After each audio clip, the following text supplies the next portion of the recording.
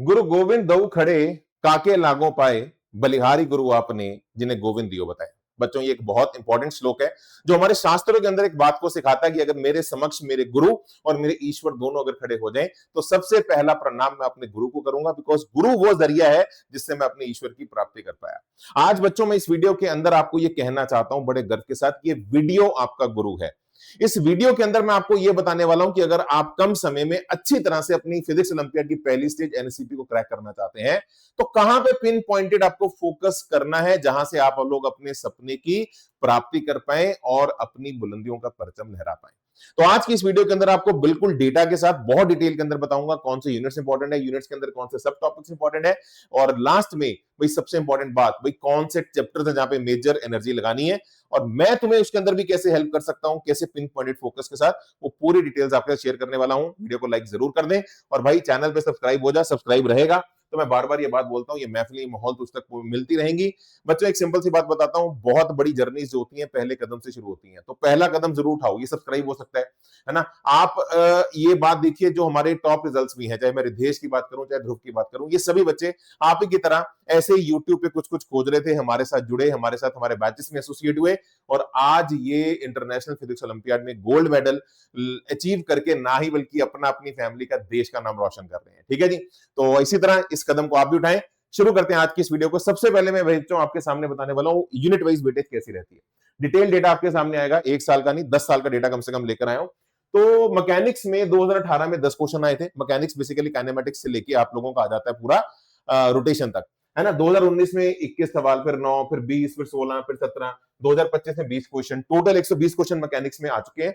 अगर आप average percentage निकाल लें 27% एनएसईपी का पेपर, बहुत बड़ा नंबर है ये, आपका सिर्फ मैकेनिक्स से पूछा जाता है। ऐसे ही इलेक्ट्रोडायनेमिक्स की अगर मैं बात करूं, ये भी बहुत बड़ा यूनिट है। इलेक्ट्रोस्टैटिक से लेके आप लोगों का पूरा ईएमई एसी तक अगर आप जाएं तो 27% वेटेज अगर आप देखेंगे इलेक्ट्रोडायनेमिक्स का है। मॉडर्न फिजिक्स का 10%, थर्मल फिजिक्स का 9%, रे ऑप्टिक्स का 9%, वेव्स का, जिसके अंदर वेव्स और वेव ऑप्टिक्स दोनों आ जाते हैं, आपका 9%, and electronic and experimental physics का 5%। तो अगर आप टॉप यूनिट्स की बात करो, है ना, तो ये हमारे वो टॉप यूनिट्स हैं जिनमें से पूरा एनएससीपी का पेपर मैक्सिमम पूछा जाता है। अब थोड़ा और अंदर घुसते हैं, अब हर यूनिट की कैसी वेटेज रहती है, तो डेफिनेटली सबसे बड़ा यूनिट जो हमारा कंट्रीब्यूट करता है वो मैकेनिक्स है। तो मैकेनिक्स के अंदर कौन से टॉपिक ज्यादा डोमिनेट करते हैं, तो आइए मैं आपके सामने बता देता हूं।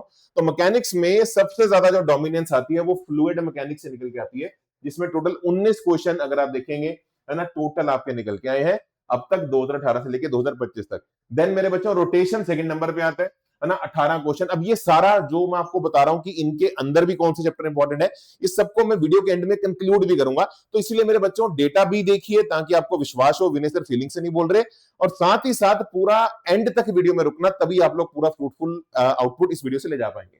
देन बच्चों सिंपल हार्मोनिक मोशन से अगर आप देखेंगे 14 सवाल, सेंटर ऑफ मास से आपके 13 सवाल। आप मोटी मोटी बात अगर आप देखिए पूरे मैकेनिक्स में ये जो आपको ब्लू कलर के हाईलाइटेड चैप्टर दिख रहे हैं, मैकेनिक्स में इनका कंट्रीब्यूशन सबसे ज्यादा निकल कर आ रहा है। ठीक है जी, चलिए अब आगे बढ़ते हैं।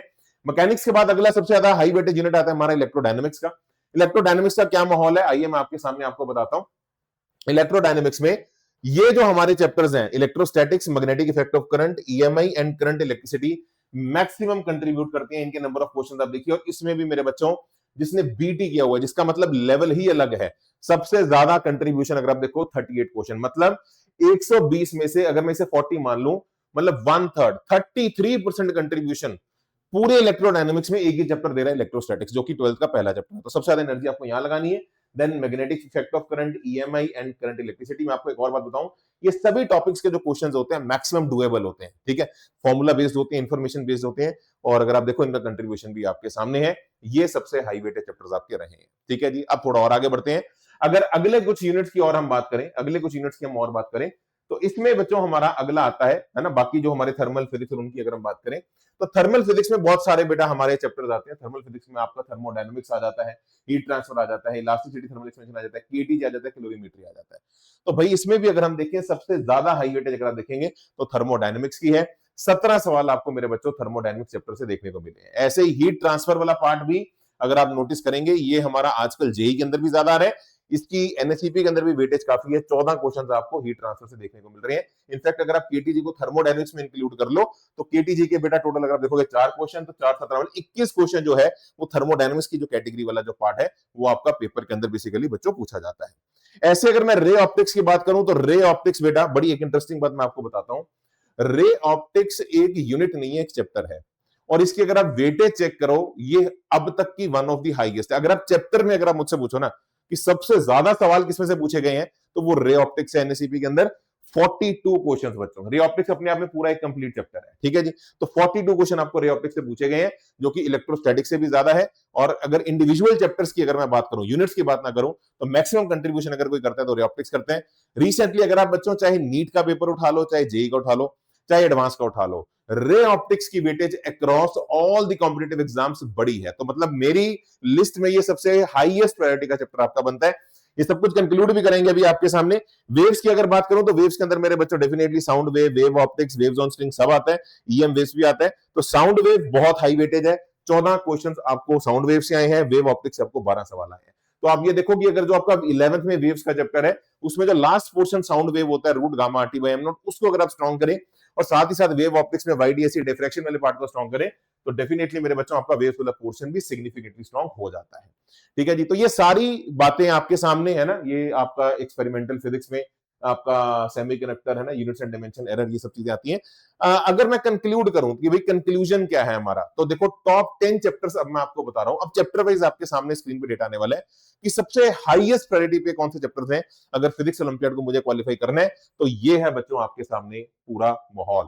अब आप देखो बड़ा डिटेल डेटा बेटा लाया हूं। अगर मॉडर्न फिजिक्स की हम बात करें तो 2018 में इसमें से 5 सवाल आए थे, 19 में 9, टोटल कंट्रीब्यूशन अगर आप देखोगे 44 क्वेश्चंस की मॉडर्न फिजिक्स ने दी है। मॉडर्न फिजिक्स के अंदर भी हम जानते हैं कि 3 चैप्टर्स होते हैं। न्यूक्लियर फिजिक्स आप लोगों का, अच्छा एक और बताऊं, न्यूक्लियर फिजिक्स का अभी रिसेंटली वेटेज बहुत बड़ा है। अगर हम सब टॉपिक लेवल पे जाएं तो मॉडर्न फिजिक्स में 2024-25 में न्यूक्लियर फिजिक्स ज्यादा डोमिनेट किया है, फोटो इलेक्ट्रिक इफेक्ट भी है, बोहर मॉडल भी है। लेकिन रे ऑप्टिक्स अपने आप में कंप्लीट चैप्टर है। तो रे ऑप्टिक्स की अगर मैं बात करूं तो मेरे भाई इसके अंदर 42 क्वेश्चंस निकल के आए हैं। अगर आप ये सारे टॉप 10 चैप्टर्स बेटा पकड़ लो तो आप ये देखो कि 2018 में इन सभी 10 चैप्टर्स का कंट्रीब्यूशन 50% था, बहुत बड़ा नंबर है।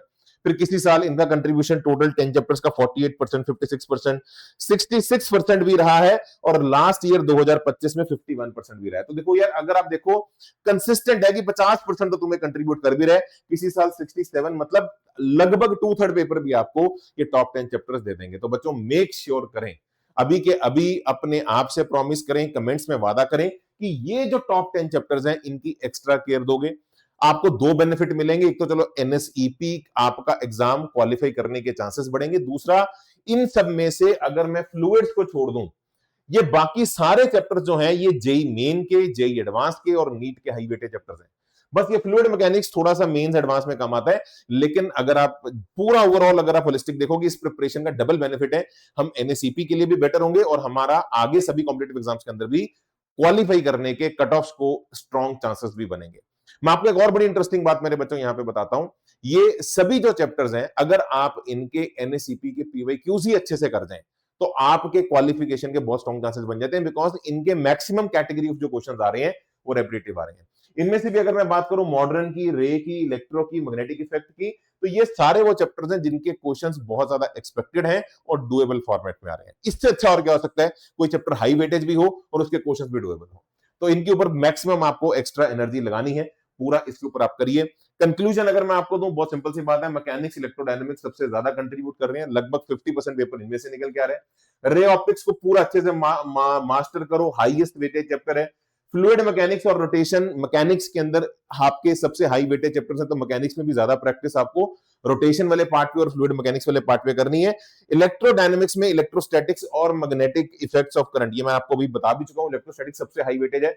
40 क्वेश्चन 120 में से इलेक्ट्रोडायनेमिक्स में से आपके इलेक्ट्रोस्टैटिक्स से निकल के आए हैं, इस पर फोकस करें। मॉडर्न फिजिक्स में रिसेंटली न्यूक्लियर फिजिक्स पे फोकस बढ़ा है, तो उसके ऊपर डेफिनेटली आप लोगों को ज्यादा एफर्ट मेरे बच्चों लगाना है। अब बच्चों देखो यार, ये सारा कंक्लूजन आपको दे दिया, लेकिन इस कंक्लूजन को सुन के अगर आप में से किसी भी बच्चे को ये फीलिंग आती है कि सर देखो जब तक वीडियो सुनता हूं तब तक अच्छा लगता है, लेकिन वीडियो के बाद में फिर लॉस्ट हो जाता हूं, कहां से क्विकली रिवाइज करूं, कहां से क्वेश्चन सॉल्व करूं, कंटेंट कौन सा लगाऊं, एनएसईपी के PYQ chapter wise with solutions मिल सकते हैं, ये सारे सवाल अगर आ रहे हैं तो भाई इनका सबका जवाब ये है कि हाँ, इनका सबका इलाज है। यूट्यूब पे एक पॉइंट के बियॉन्ड बेटा हम सपोर्ट नहीं कर सकते, उसके लिए फिर आपको हमारे स्ट्रक्चर्ड कोर्स के अंदर आना है। तो हमारे दोनों बैचेस जो हैं, ये दो तरह के बैचेस हैं, मैं आपको दोनों का पर्पस समझा देता हूं। ये हमारे नेक्स्ट वीक से स्टार्ट हो रहे हैं, तो आप सभी लोगों को स्ट्रांगली रिकमेंडेड है, लास्ट चांस है, 25 तारीख से हमारा ये बैच स्टार्ट हो रहा है। लास्ट चांस है आप लोगों का अपनी एनएससीपी की प्रिपरेशन को फाइनल एक नेल मारने का। तो अगर आपका टारगेट इस साल का एनएससीपी है 2026 का, जो भी नवंबर में एग्जाम होगा, और आप चाहते हैं 27 में जेई में देना चाहता हूं और जेई से पहले मेरा एक बार पूरा फिजिक्स भी रिवाइज हो जाए, तो फास्ट ट्रैक कोर्स के अंदर आ जाओ। ये हमारा एनएससीपी का क्रैश कोर्स है।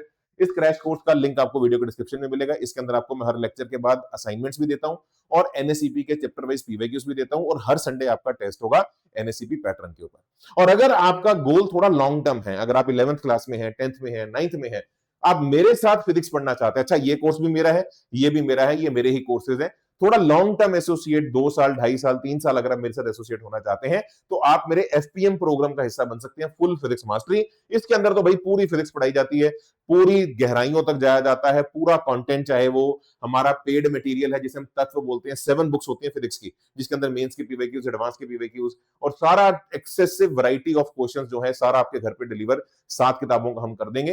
तो अगर आप लोग डिटेल में पूरा मेंस, एडवांस और फिजिक्स ओलंपियाड, एनएसईपी, एचसी वर्मा, पूरा किताबों का कवरेज हर एक चैप्टर का चैप्टर बाय चैप्टर करना चाहते हैं, तो आप मेरे एफपीएम प्रोग्राम का हिस्सा बन सकते हैं।